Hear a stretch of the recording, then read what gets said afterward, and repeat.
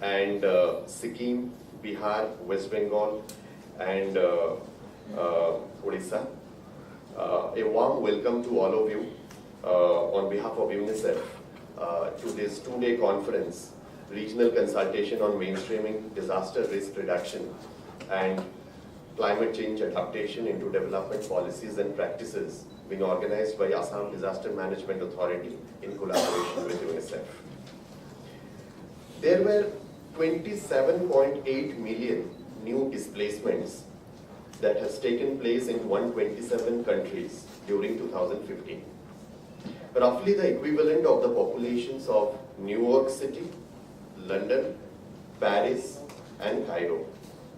Of this total of 27.8 million, 8.6 million were associated with conflict and violence in 28 countries, while 19.2 million were associated with disasters in 113 countries, which is more than twice as many as for conflict and violence. The vast majority of this displacement was caused by extreme weather events such as storms and flooding. According to the Global Report on International Displacement, GRID 2016, published by International Displacement Monitoring Center and Norwegian Refugee Council, in India in 2015 alone, 3.7 million people were recorded to have been displaced due to disasters, which was highest, followed by China, who had 3.6 million displacement, and Nepal, who had 2.6 million displacement.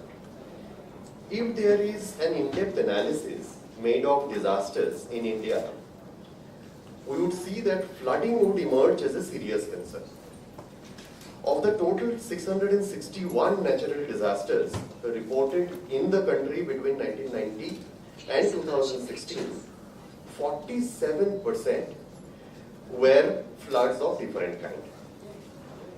When we deliberate on issues pertaining to this northeastern part of our country, it is both rich in biodiversity as well as very fragile.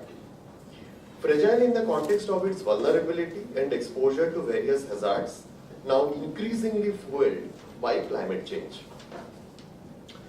We all know we are in seismic zone 5 and it has been living with the threat since time immemorial. Needless to mention that 1897 and 1950 were severely devastating years in the global earthquake map affecting the region as a whole.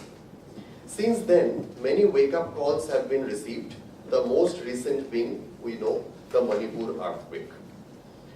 Other prominent hazards include floods, flash floods, landslides, erosion, seasonal storms, lightning, extreme rainfall events, and the list goes on. This includes a combination of local and transboundary hazards. This, when coupled with man-made hazards against which this region is highly vulnerable, this part of India emerges as one of the highest risk zones in the country. Being in UNICEF, we have also witnessed the severity of the impact of these incidents on children and women.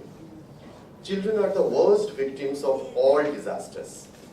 Disasters can harm children's education and psychological well-being, making families internally displaced, separating children from their families, forcing children to be in a range of vulnerable and exploitative situations, such as in child labor, being dropped out from school, getting trapped through trafficking, and suffer a range of abuse leading to irreparable damage to one's inner self and trauma.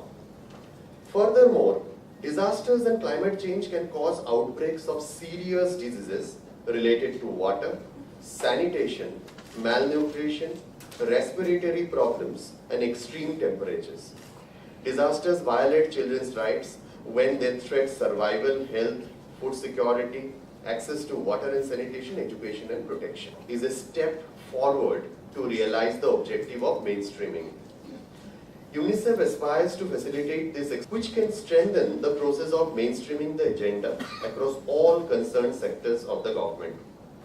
We sincerely believe that at the end of the 2 days workshop, we will have a more concrete set of ideas, examples and actions, which will help to work in a streamlined manner and to ensure a safe, productive and thriving childhood in the region. Thank you so much, Shri Vedprakash Gautam.